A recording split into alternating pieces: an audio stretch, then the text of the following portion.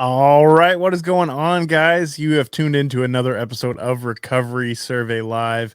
I'm Brett, and I'm going to be your host tonight, as well as JR. Excited to have you guys on the show.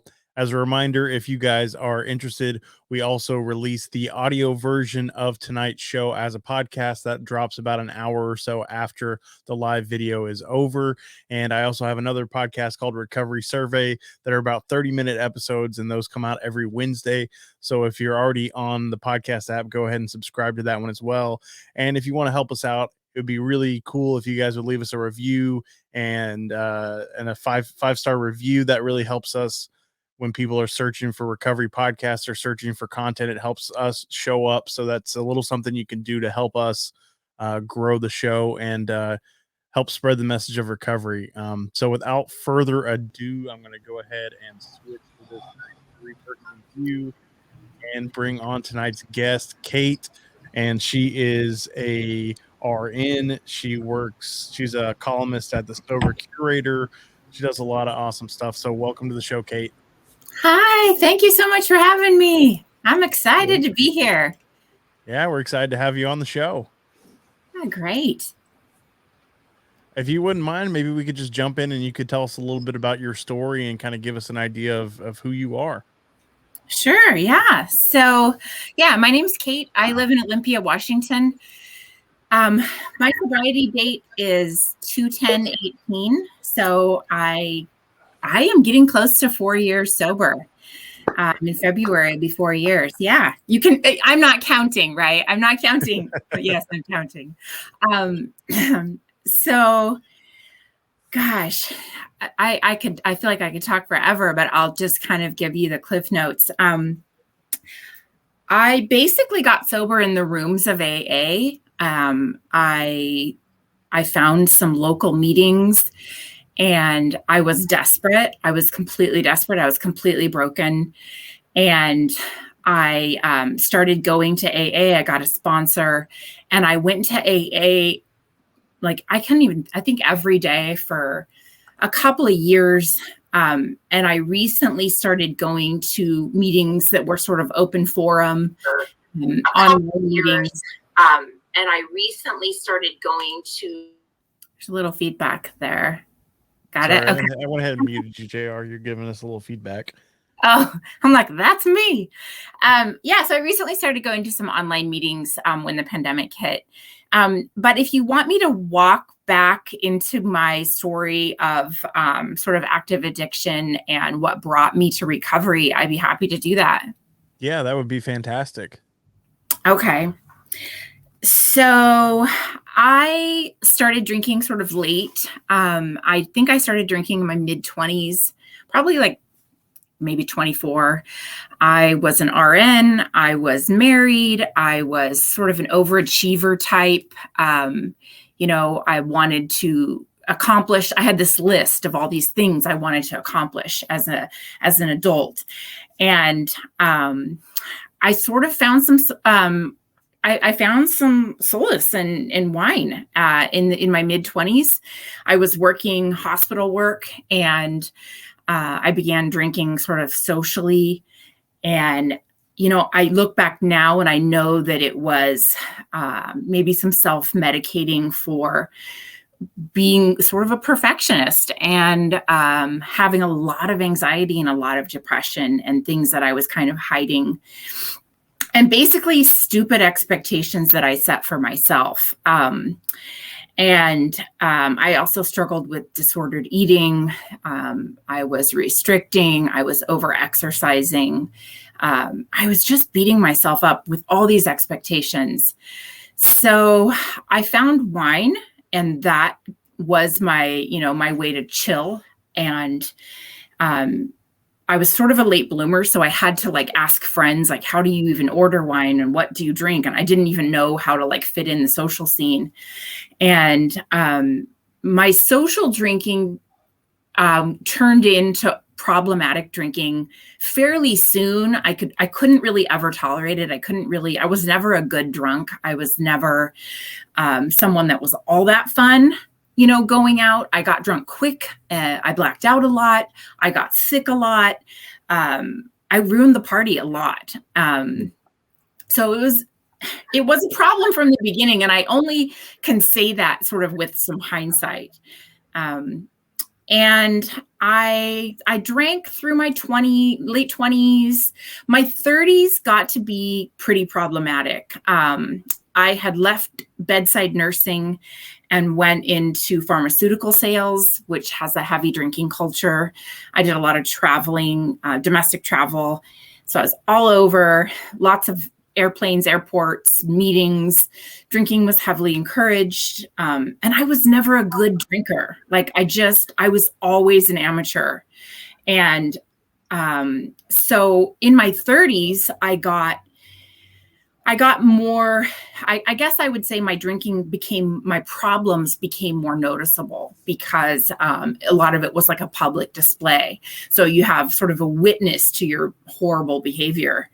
And I can honestly say in my 30s, I really developed a pretty strong addiction to alcohol, physiologically, psychologically, emotionally, like it became my crutch. And I think I'm sad to say in the end, I thought of wine as like my best friend. It was my social lubricant. It was the way that I felt cool and relaxed and funny and relevant. And of course, I wasn't any of those things while intoxicated. So by the end of my 30s, I had some real consequences. And, what they say, like when they're witnessed consequences, like when someone is present for your horrible behaviors, it's sort of hard to go back from that because someone saw and someone was there. And I remember there was a time when I was in Vegas and I drank so much, I got alcohol poisoning. Later on in my 30s, I ended up getting a DUI. I was speeding and coming home from a concert like at 2 a.m. and I blew like a high blow DUI. Just things started stacking up and I was in really big denial. I did not want to face the fact that I could, be addicted to alcohol and that it just was not my friend. I did not want to face that. And by the end of my 30s, I had so many horrible consequences. I think I had been hospitalized for alcohol poisoning maybe 3 or 4 times. And I just, I went to the emergency room with just like having blacked out and just gotten super sick. And my family started to rally around me.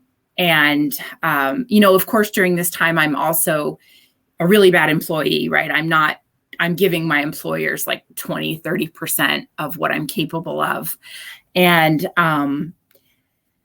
my family kind of staged like a traditional intervention, which we now know doesn't really work. But at the time, they were sort of desperate. And so they got together. And I just remember thinking like, who are you guys to tell me to quit drinking? Like I was in so much denial.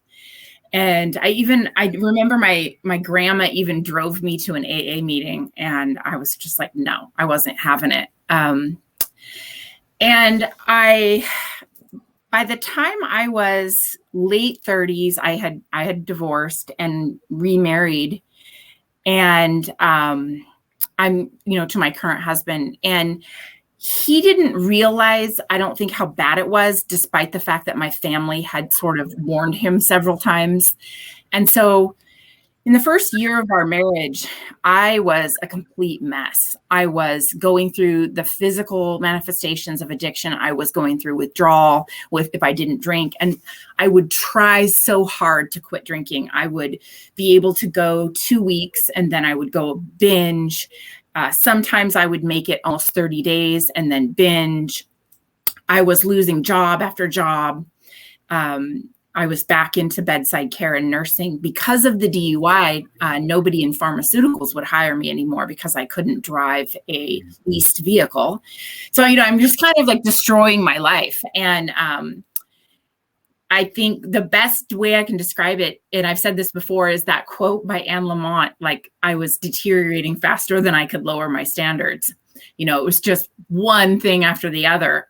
And I was becoming someone I didn't recognize. And my family was just disgusted with me. And my new husband was like appalled that this was the woman that he had married. And toward the very end, I remember I was super proud of myself because I went cold turkey and quit drinking, and I lasted 6 months. And during this time, I didn't know about AA. I didn't know about recovery resources. And you would think that a nurse would know these things, but nurses are just really not trained in this type of stuff. And unless they work in psychiatric medicine, you just don't even, it's not on your radar. So I was working a job in home health. I was super proud of myself that I had quit drinking. And some of my nurse friends recommended that it would probably be a smarter idea for me to take up smoking marijuana because there would be no hangover and I wouldn't be like calling out sick to work and really screwing up my life. So I started smoking marijuana for the first time in like my late 30s, and it just never really helped, but it was something, right? And as someone who was a pretty bad addict, like I couldn't imagine just living a life totally sober. So I'm smoking marijuana at night. I'm showing up at work. I feel like I'm hanging in there. 6 months go by, and I'm in an auto accident in the field going to see a client in home health. And my employer wanted to do an incident report. And of course, that came with a drug screen. And I was really scared that I was going to turn up positive for THC because nurses are not supposed to smoke marijuana. So that was my fear, right? Of all the things that I had done. Oh my God. And so I had a really awesome idea to bring in fake urine to the drug screen and try to pass the test that way. And I look back, I'm embarrassed even talking about this, but I look back and I can't even believe. So I brought in fake urine, but I dropped it in front of the person collecting the specimen. And so I was just totally busted right there. I was completely like, here I am out in the open. I told her what I had done. I got instantly fired. I also got reported to the nursing commission for tampering with the drug screen.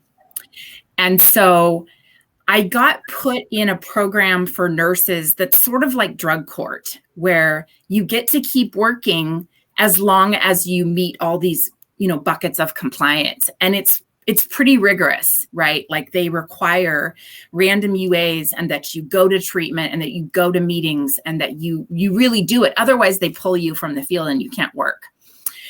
And it was horribly embarrassing because to this day, I have these red letters on my name. And so I'm hoping if you Google me, like this type of stuff comes up and not like my horrible past. Anyway, but my past is what made me, so it doesn't matter. But yeah, so I got put into a professional program for nurses with substance use issues, and that's a 5-year commitment. And so in a way, I was sort of like, okay, now I'm going to meet some nurses that understand addiction and maybe are in this with me. But I was also sort of embarrassed because I thought, well, what if there are nurses that were diverting drugs or, doing things you see on TV, like slumped over in a hallway. And I didn't see myself that way, although I do now, because I realized that like I was just as sick, if not sicker, because I was trying to hide it so much. And I was, it was clearly really obvious to the people around me. I was just in such denial. And so this was, almost 4 years ago. But I think what really was the turning point for me was it wasn't all these consequences, right? It wasn't the DUI. It wasn't losing all the jobs. It wasn't getting reported to the nursing commission. And you would think that someone would really turn around after all of that. But I took a year off of work from, working as a nurse. And I say I took a year off, but really what I did was I gave up. I became suicidal. I became extremely, extremely depressed, like just swallowed by anxiety. I felt like it was over for me. Like I had just come to the end. I had run out of chances and I was just riddled with guilt and shame. And so much shame. I never thought I would crawl out from under all of the shame. So during this year that I wasn't working as a nurse, I was doing little odd jobs for my parents, and I was extremely depressed. I ended up hospitalized in a psychiatric facility for suicidal ideation. I was basically detained against my will to protect myself from self-harm. I was also pretty manic and by most standards, a little crazy. And I don't use that word lightly, but I was very sick. I hadn't been sleeping or eating. I turned into this person that sort of ruminated on these issues to the point of my own demise. And so I think really the turning point was hitting that psych ward, knowing that I was there because I was ready to take my own life. And I remember sitting in the windowsill. I was in a psych ward up near Seattle, and they had these big giant windowsills that you could actually sit in, and they overlooked the city. And all I had was a Bible. And of course it was soft because they didn't let me have anything hard.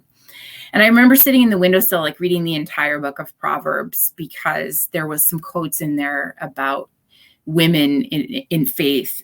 And I just remember looking out thinking, like, how did I get here, God? Like, this is me. This is me sitting in a windowsill of a psych ward wearing spice-colored scrubs, like basically a padded room where someone comes and shines a light on me every 15 minutes to make sure I haven't done something to harm myself. And 10 days I was there, and that was every hour by hour I counted. And I remember talking to the nurses and trying to convince them that I was the nurse too. And they were like, yeah, okay.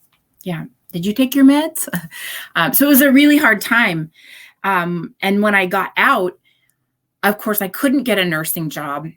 So after like 15 years as a registered nurse, I took a minimum wage job at the mall during the holidays at Macy's selling bras. And everybody I knew in this small town I live in had to buy some bras during that time.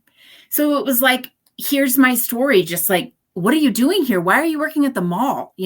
Doctors I had worked alongside, nurses I had worked alongside.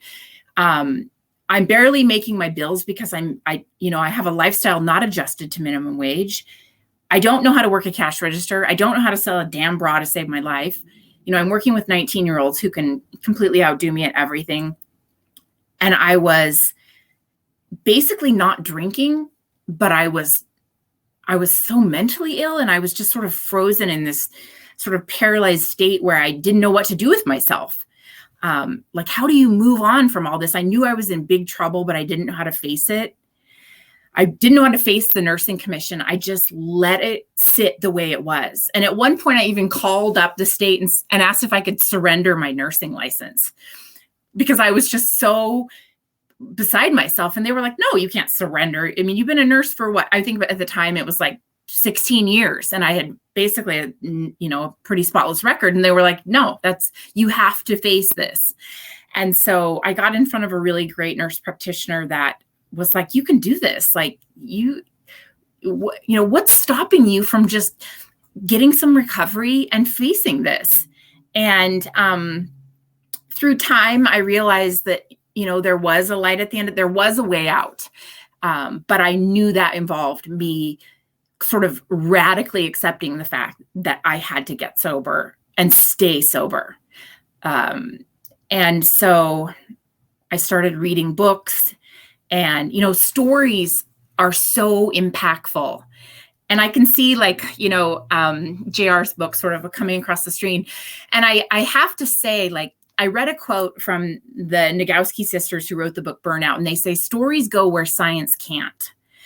And I 1000% believe that, because, so many doctors and therapists and people can tell you, and, your family can tell you, but once in a while you come across a story, whether spoken or you read it or you listen to podcasts, and you're like, oh my gosh, like, that's me, right? That's my story. Or I felt that way. And it sort of pushes you forward. And I read some books, from some women that I identified with simply from their emotions, not so much that they were like me. I don't have an Ivy League degree from Harvard, but I read The Recovering by Leslie Jameson and some other really good books. And I remember thinking, why the hell do I think I'm too good to go sit in a church basement and face Alcoholics Anonymous? Like what?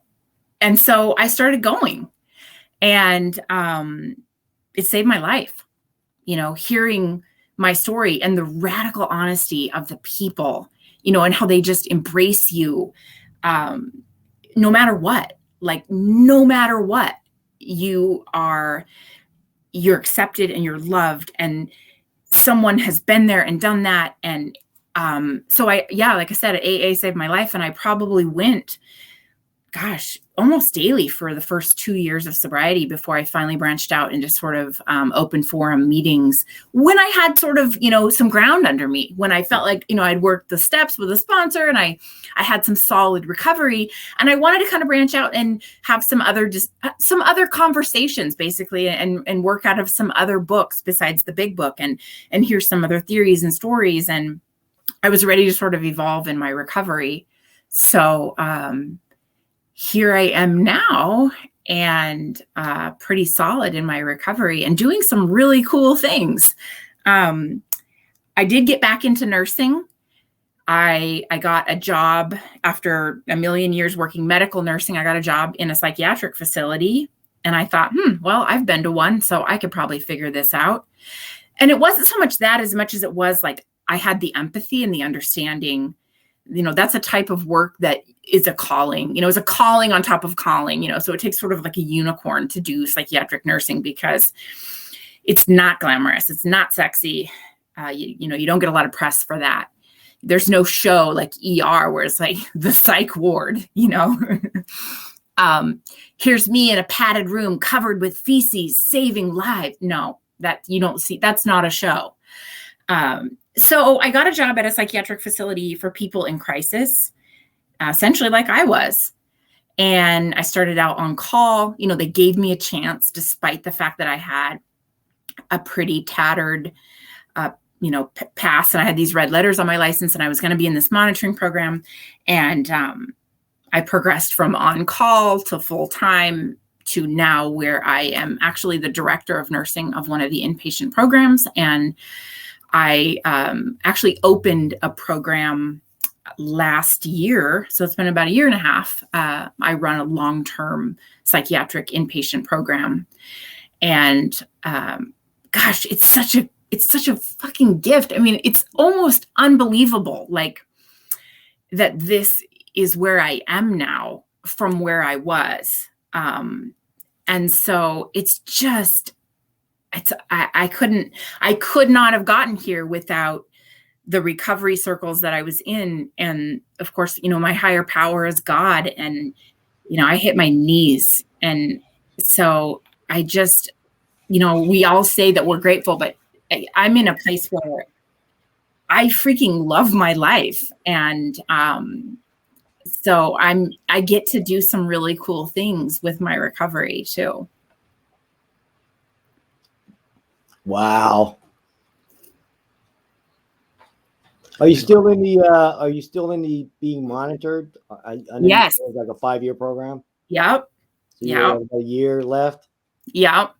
So random UAs. So I have this app on my phone, and I check in every day, and I report the meetings I go to. My boss fills out a report on me. It's like drug court. I mean, and they mean business. Like, if you slip up, you are pulled from your job until you can prove that you're clean. And at first I was sort of resentful. I was like, why am I still doing this? But it works, right? And what I've learned about, as I study addiction medicine in the work that I do now, it takes about 5 years for people to get to what they consider long-term recovery. And it also helps people to have agreed upon a plan in the beginning, like, you will UA, and if you are positive for drugs or alcohol, you will be removed from your job. And the person signs off and says, yes, this is my contract. I agree. Your friends and family, they understand, and that's your life. And so it sort of works. And I get that now. And I've met some freaking amazing people. I would put my money on a sober nurse any day, right? Because those fucking people show up. And I am now a hiring manager, and when people talk about being in recovery, I zoom right in, because I know that we show up. That is what we are taught to do, and that's what we do. Mm-hmm. That's amazing. I mean, I'm a graduate of drug court, so I know what you're talking about. Drug court alum. Yeah. I mean, it gave me the accountability and the motivation to get my shit straight. Yeah. Yeah. And from when I heard people talk about drug court, and they speak really highly of it, even though it was probably some of the more brutal time in their life, it just makes me sort of proud that I am going to say that I graduated from something like that. Even though, if I slip up, I just lose my job and I get in big trouble, but I don't go to jail. But from where I was at emotionally, I felt like worse than jail. I mean, it was, my livelihood, my identity, everything. That's what addiction does to us. Yeah. It breaks us down piece by piece. Yeah, I was,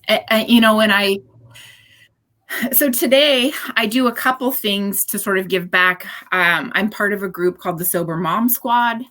It's any woman or anybody who identifies as a woman who also identifies as a mom. I'm a stepmom. My husband has 3 boys. And so I host meetings for them.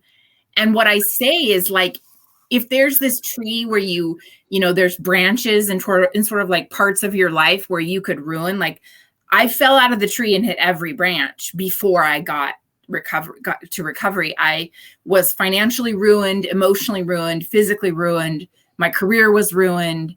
I was just a huge mess. Like I had to go through all these consequences to come to the realization that I had to get sober. Like I just had to. I don't know why I was so stubborn, but that's, so when I lead meetings, I try to convey to women, like, you can be a gray area drinker, or you can be severe. I mean, it doesn't even matter. Like, the things that this does to us, the things that addiction will do, are just unbelievable. Like, you will become someone that you just cannot recognize. Mm-hmm. Exactly. I mean, that's how I was at the end. I remember when I first started dabbling in drugs, it was like, I thought I set ground rules. Like, I'll never do this. I'll never do that. I'll never do it. Like, I'll never steal, if I don't have the money, I just won't use. All that went out the window. And at the end, I'm in Walmart boosting everything inside. Yeah, I'm carrying in fake urine. I mean, warmed up that I, just the things that I would do. And I could not stop drinking. And so I kind of feel like if I can do it, like anybody can do it. And I know we all say that, but wine was literally my best friend. I'm embarrassed to admit that, but that was my whole, like, it was the most important thing in my life. And so, but I am so much happier now. And I get to do some really cool things. I recently started writing a column for the Sober Curator, which is an online free lifestyle magazine for people in recovery. And it's sort of like a whole bunch of resources, as well as pop culture, as well as fun. There's information on Quit Lit and podcasts. There's, a little bit more serious things. There's some meditation information and just, some of the modalities that we use for recovery. But there's also stuff on mocktails and NA beers. And they do a movie night and just all these different fun things to sort of bring in the recovery community and show that we can live again and that can be fun. And so a lot of sober creatives contribute to it. And it's just been such a fun experience. I write a column called Walk Your Talk, which is sort of like fashion and sobriety. And I write it because a big part of why this is going to sound really bad, but I'm going to be totally honest.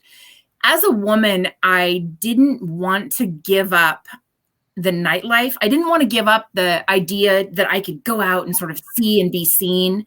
I wanted still that bright lights, big city, the glamour of it. And I felt like if I got sober, my whole social life was going to go away. I would have no reason to ever get dressed up or go anywhere. I was never going to be invited anywhere. I was going to live this sort of humdrum, boring life with no friends. I wasn't going to be able to ever like put a cool outfit together and all those things that were super important to me that I really loved. And when I got sober and I really started to find myself again, I realized, and this is sort of the premise for the column, is that I'm just getting ready for my own life now. I stopped getting ready for the bar scene and that part of my life. And now I get ready to just show up for myself. And that can be equally as fascinating and as fun. And the social events and it's just so amazing. So I really want other women to understand, and men to understand that like there can be such a beautiful life after sobriety, and you can still dress yourself and, fancy up and go to events and really show up for yourself in that way, so it's been really fun.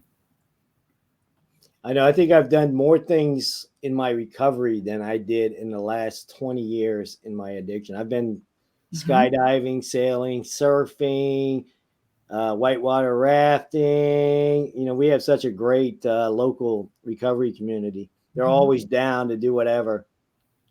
I'm like, yeah, let's get a group of 20 of us and go do this. And I love it. Jump on, yeah. That's a big thing. When I started looking at the Sober Curator, I was thinking like, this is so cool. Like, how can I meet some of these people? And I really got sort of, I started fantasizing about like these sober things that I could do and events and people I could meet. And because I'm a pretty extroverted person and I really like to socialize and I love to meet new people. And so I reached out to the editor, and her name is Elise Bryson. And I said, I just love this magazine, and like, what could I do? And I was sort of thinking she might do like a sober spotlight on me, which is what is part of there's a column on, sort of interviewing people in recovery. And she had said, well, there's an open column that was started and, no one has really picked it up, and you could do that. And I said, well, the only thing I'm really good at, like, I'm not an artist, I'm a nurse, I'm very sciencey, but one thing I know a lot about is fashion. And she was like, there you go. That's it. That's the column. And she happens to live in Seattle, which is not too far from me. So, when you meet someone in recovery that you just click with instantly, you just know, like that's my girl. And so it felt right to do this. And so I've been writing the column for the last, I don't know, 4 months, 5 months or so. Oh, wow. Yeah.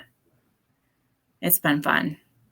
And like you said, I get to do things sober. I have way more of a social life than I did when I was drinking because I was such a mess.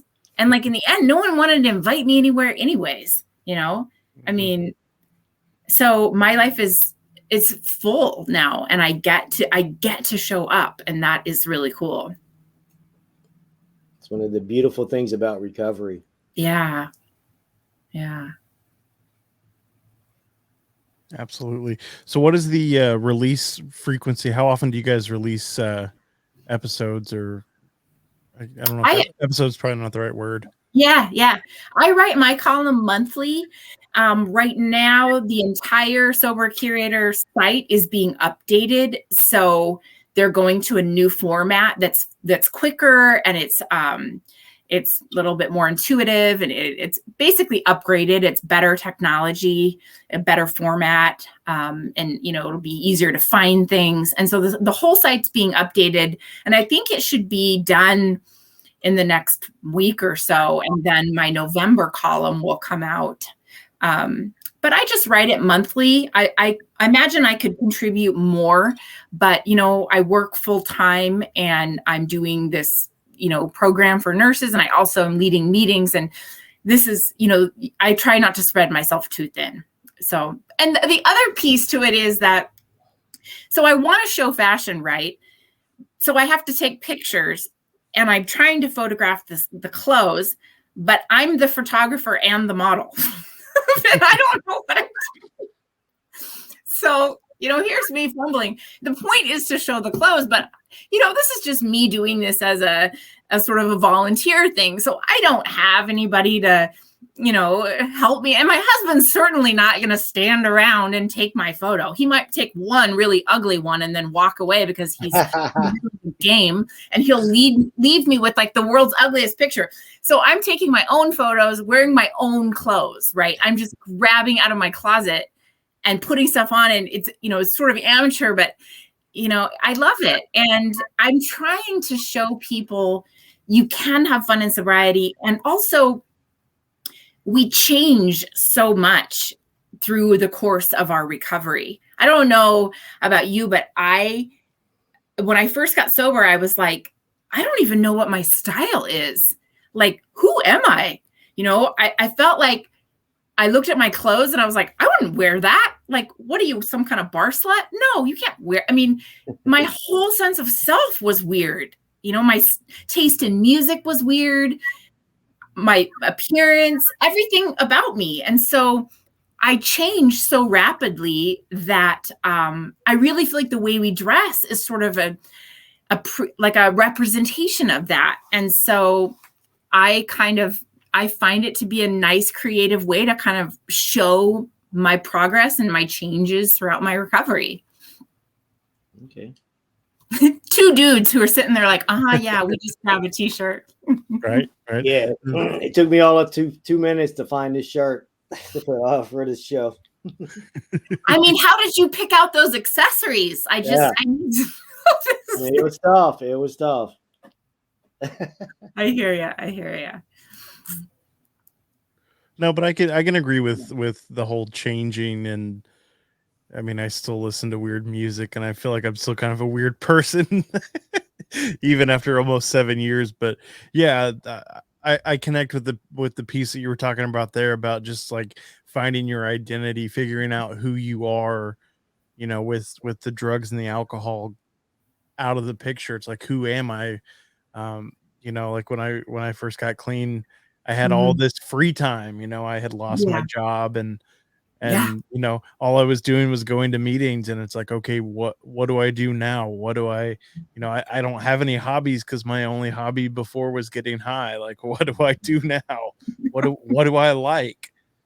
So there's like that whole thing of like discovering yourself and figuring out what you like and don't like. And like you said, it really is. And I think that's part of the reason that so many of us use like the Phoenix as a symbol, because it's like that rebirth, and we get to start over. We get to figure out what we want to do with our lives.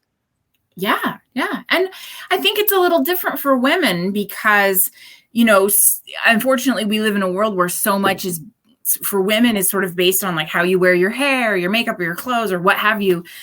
And not that appearance is everything. It's not, but they say like fashion is instant language. And, I think for women, the way that we dress and put ourselves together can be sort of more demonstrative of how we show up in the world. I know my husband has 8,000 t-shirts, and every day it's like black or blue or black or blue. But I wear completely different things all the time. And I go through different phases where I'm like, I think I'm kind of like this, or I think I'm kind of like this.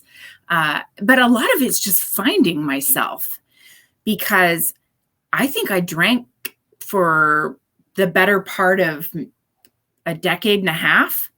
And by the time I got sober, I didn't know who the hell I was.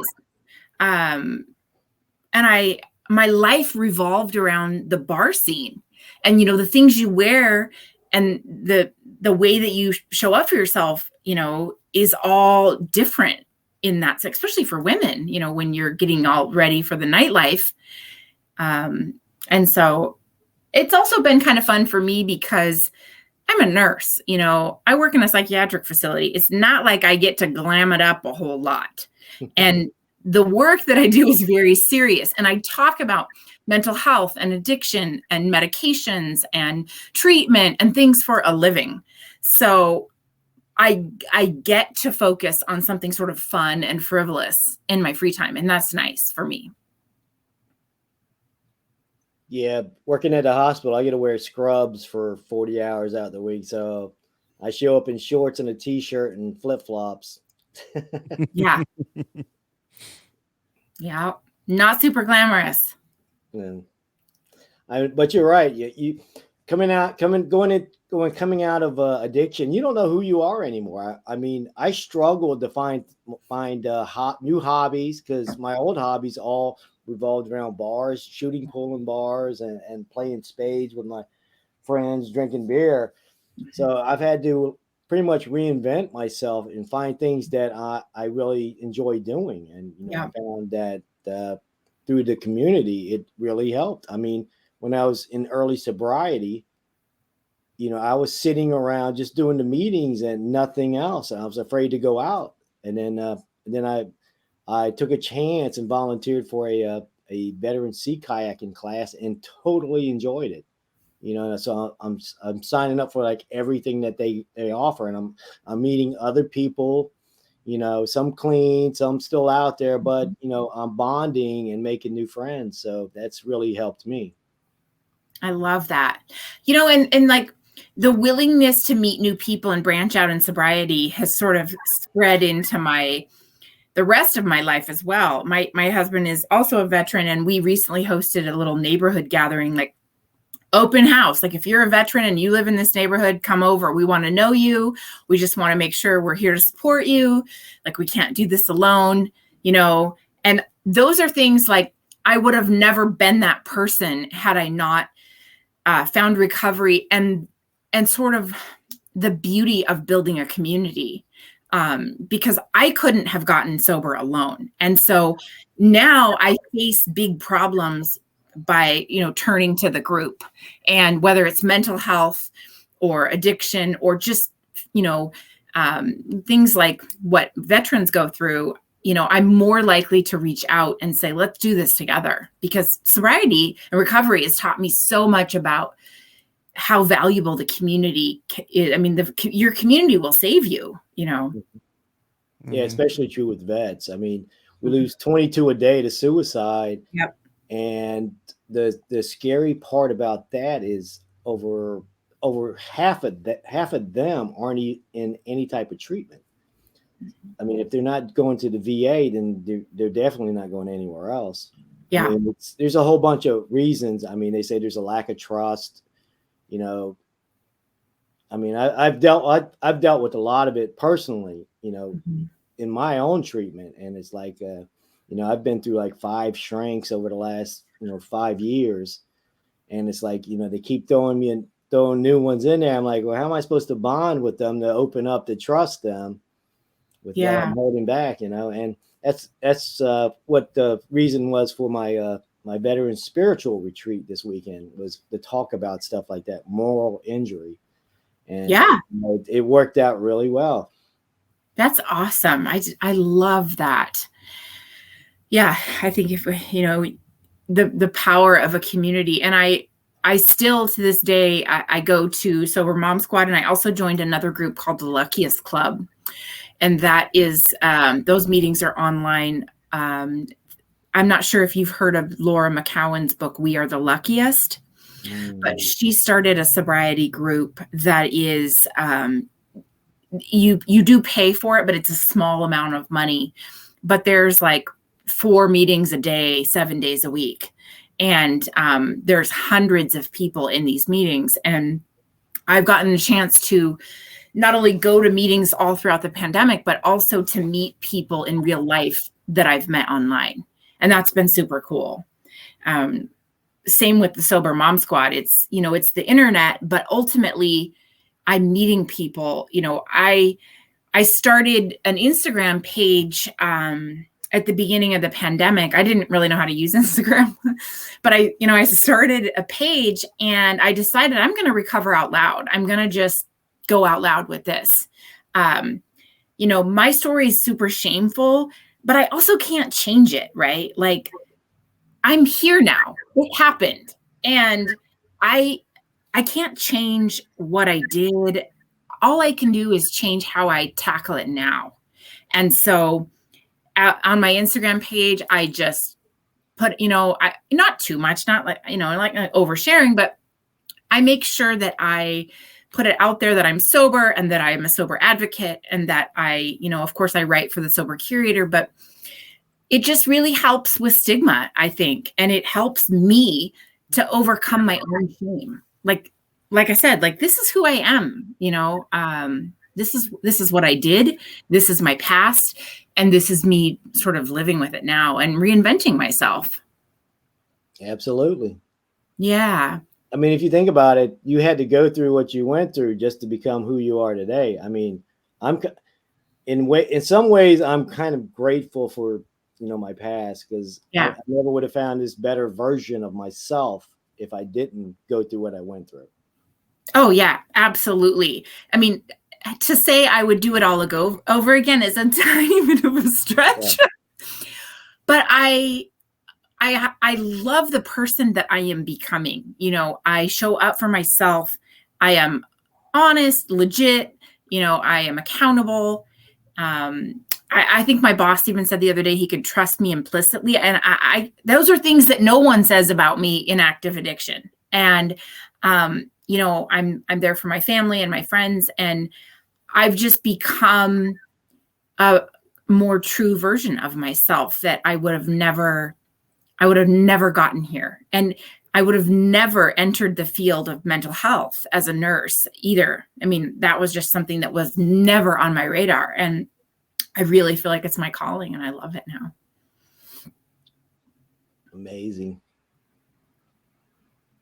Yeah, that's absolutely incredible. And I'd be curious to know, since you're in the field, and I've asked a few other people this, in the past, but what percentage of people that you see struggling with substance abuse disorder are also, I guess the terminology would be dual diagnosed, or also have some sort of mental health issue? 90%. Yeah, this guy. Maybe 97. Really? I mean, and it's so hard. Like, what came first, the chicken or the egg, with a lot of it? Are we self-medicating anxiety, depression, paranoia, delusions? And it's also on a spectrum too. Some people's mental illness is completely chronic and persistent and crippling. And other people's just sort of interfere with their daily life. But either way, people will self-medicate, right? And when I look at addiction now, especially in behavioral health, and not to normalize it, but I really feel like it's such a normal human reaction to self-soothe that it does not surprise me what people do to calm themselves, right? When someone says, I was living on the streets, I was this or that, and I used a lot of heroin. Of course you did. And so I approach addiction like it's a very normal human thing to reach for something that either amps you up if you're down, or calms you down if you're overexcited, or maybe quiets the voices, or comforts you if you're sleeping on a cold street. So yeah, it's easily 90%, maybe more. But it's really hard sometimes to tell what came first. Yeah, that makes sense. Yeah. And there's more research now about the effects of drug and alcohol on the brain. So we can see, especially like one thing that comes to mind is cannabis use in younger people, especially young boys. Adolescents will see use earlier in their life, maybe 10, 11, 12, and they have their first psychotic break by 17. And it's sort of like, how much did that THC play into cognitive changes or structural change, whatever it is? And maybe it sort of lowered the threshold of what was already pre-existing there. And so we have more studies now showing kind of what substances do. In fact, this Friday, I'm taking an exam to become a certified addictions registered nurse. It's just an extra sort of feather in my cap, but I've been studying a lot of these things. It's really fascinating. Awesome. Yeah. What kind of treatment programs do you have in your department? I mean, do you guys deal with substance use disorder, or is just mental health? Just mental health. Just mental health? It's pretty hard to get credentialed for co-occurring. But what we do is we screen, we sort of do a brief intervention, and then we refer and get people outsourced to local treatment facilities where they can either go inpatient or outpatient. We don't typically take people who are really deep in the detox. Like we have someone detox first before coming to us. We'll take people sort of into like a mild withdrawal, but not like, heavy detox. And so, but we do, a lot of people, their relapse will occur sort of simultaneously with them stopping their psych meds and or quitting, therapy. And so we do talk about cessation of drugs and alcohol, even though we're not really there to treat that piece of it. And we hire people with lived experience that will share their information with clients. And so we do have a lot of people that are in recovery, staff that are in recovery. Okay. How's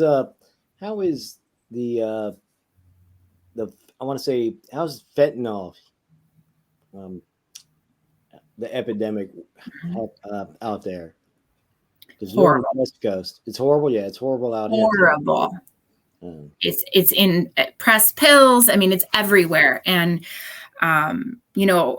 we see an unprecedented amount of overdoses. In fact, we are starting to give out Narcan kits where I work when people discharge, even though they maybe don't even admit to drug use, but it's sort of like, if we know that someone is going to go live and experience homelessness, we're just getting Narcan kits in to send home with them or wherever they're going, because it's everywhere.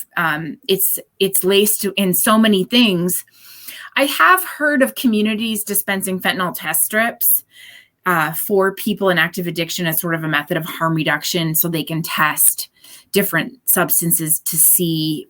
But I don't have access to those. But I think that wouldn't be a bad idea. We have it's horrible. We have a horrible homeless population in Olympia. Like I imagine is everywhere. Yeah, it's everywhere. I mean, but it's really bad out here too.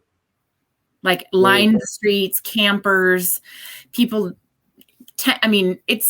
I've lived in this community a while. I've never seen it like this.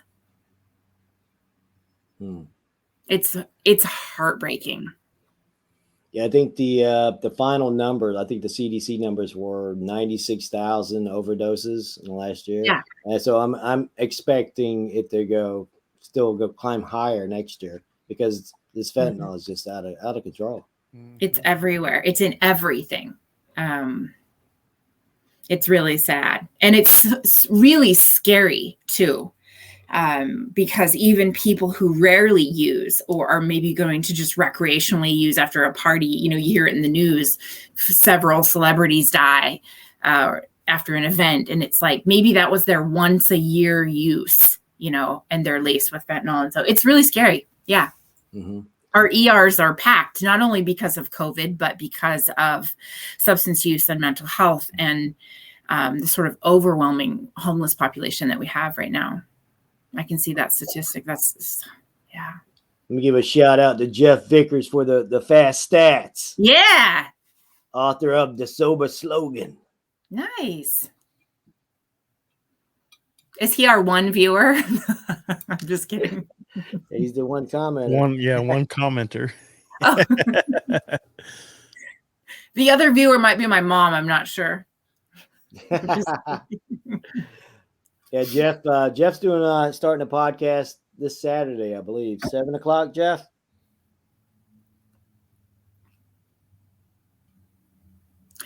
I love it. I think the more open forums, podcasts, lives, stuff on social media, I think the recovery community is sort of rallying right now, and we're becoming quite the force. The amount of people that are recovering out loud and that are speaking up. I think it's just awesome to watch. I was just sort of getting chills watching the countdown to this when you were showing the recovery stories and people holding the signs. And that's why I keep showing up to things like this, because I love, love, love to see the recovery movement, in social media and out there on TV and just various platforms. So any podcast or book, I mean, I'm here for it. I know, if you think about it, the data I found was there are 23 million people in active recovery right now. If we ever got organized, Washington would not be able to ignore us. Yeah, exactly. I'm here for it. Yes. Yeah. The Sober Curator is really awesome because it's free. It's a lifestyle magazine. And it just really, if you're going to scroll, you might as well sit and scroll through some of that content. And there's some really fascinating creators and writers that contribute.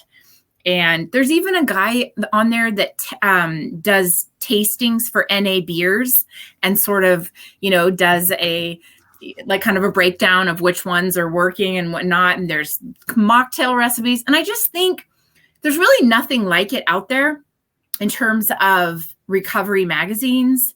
There's the Recovery Today magazine. I mean, it's an online magazine, but I think it's mostly celebrities that they have on the cover or interview. And I am excited for Brad Pitt, but I want to know some real folk.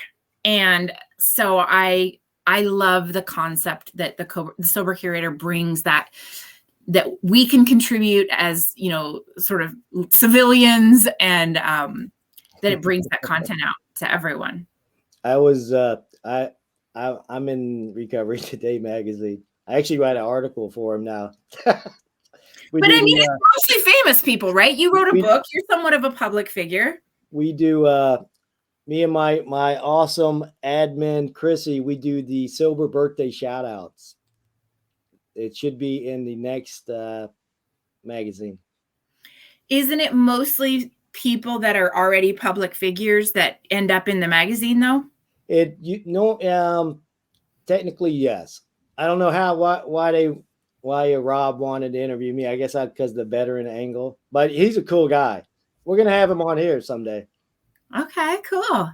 Yeah, I mean, I subscribed to it a while ago, and I think there's room for multiple sober magazines to be out there, for sure.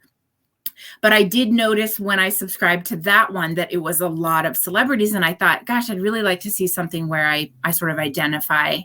And so, but I think there's space for and all of it. Just like in recovery, I think there's space for all types of recovery modalities. You're a low-key sober celebrity. I love it. He's your biggest fan.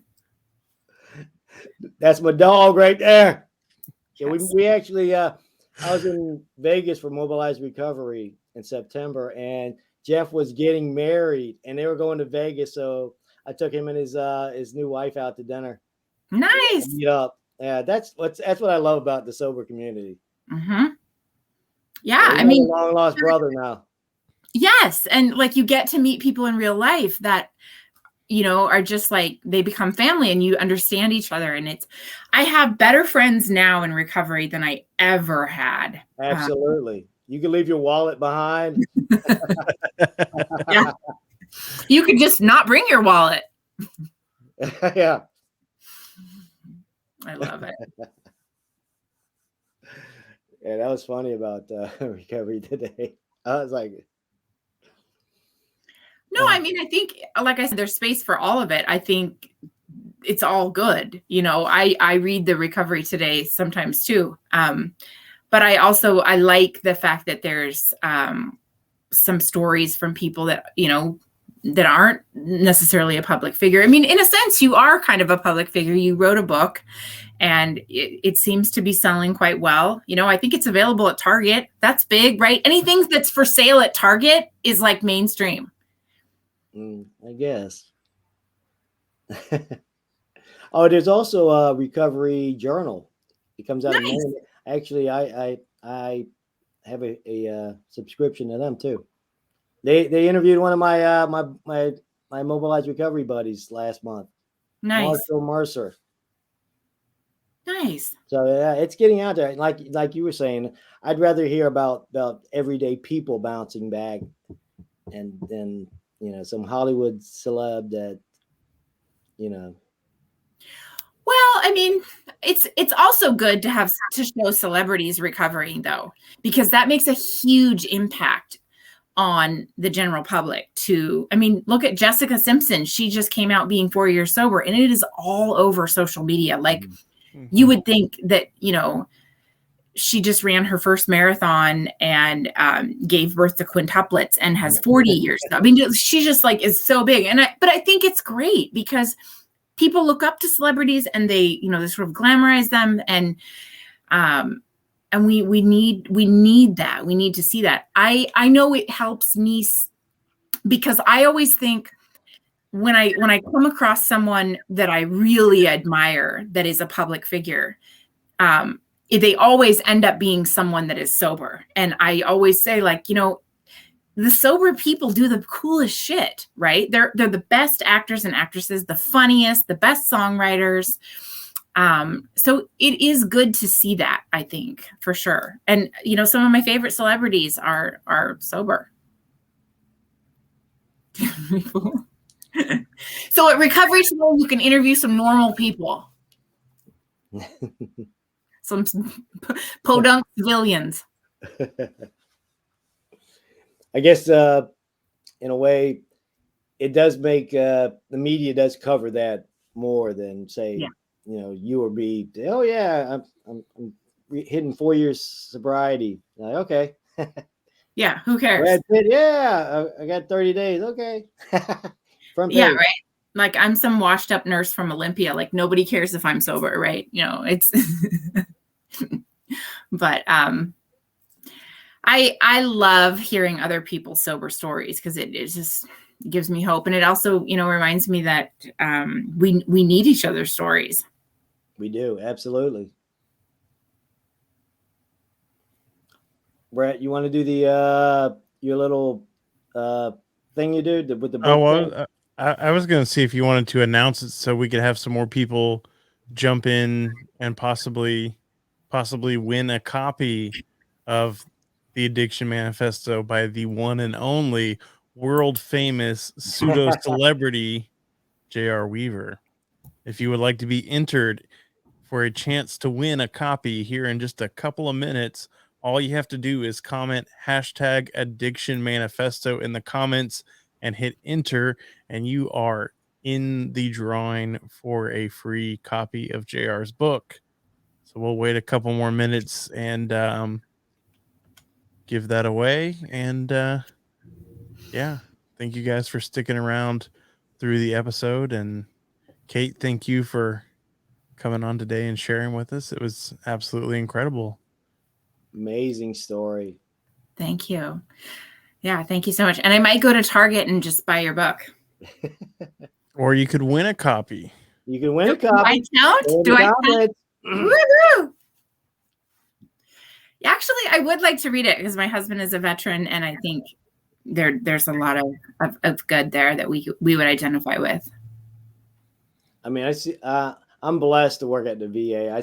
I see the old me in so many vets coming out today. I mean, you got to think we've been at war for what, 20 years now, and there's so many vets coming back with issues, and it's like I'm kind of glad that the VA is getting away from just prescribing pills to actually going with a recovery model type treatments instead of because that's how it was for so long. And you're feeling this way, here, take these pills.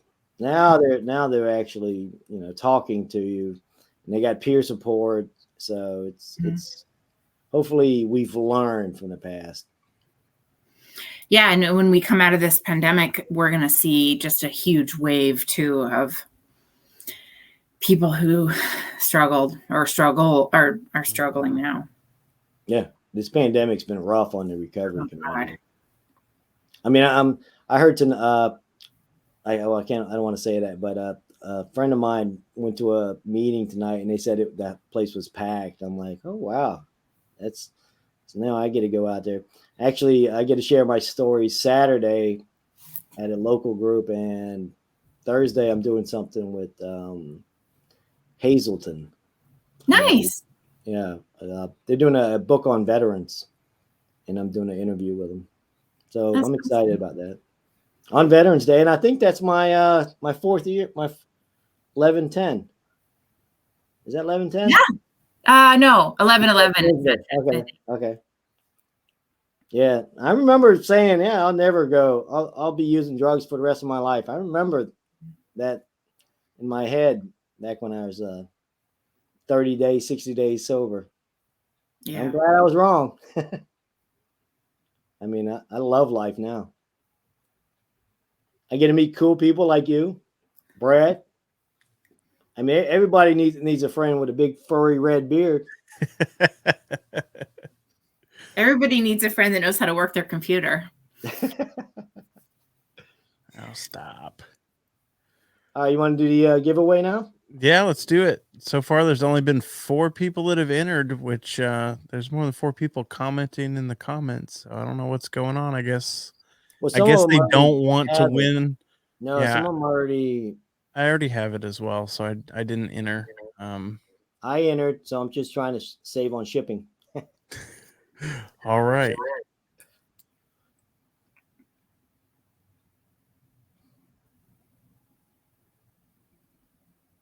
J.L. Weaver.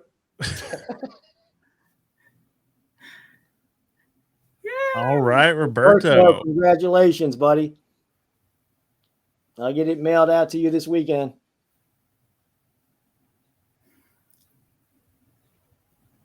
Awesome. I don't know why it swapped to a different view.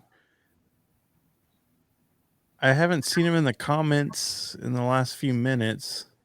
I'll track him down. But thank you so much, Kate. I really enjoyed hearing your story and where you've been and what you're doing today. That's some good stuff right there. Thank you so much for having me on. It was great to meet you guys and to do this. I had a lot of fun. Yeah, it was great. Brett, let's hear that sign off, man. Oh, all right. All right. We'll get it done.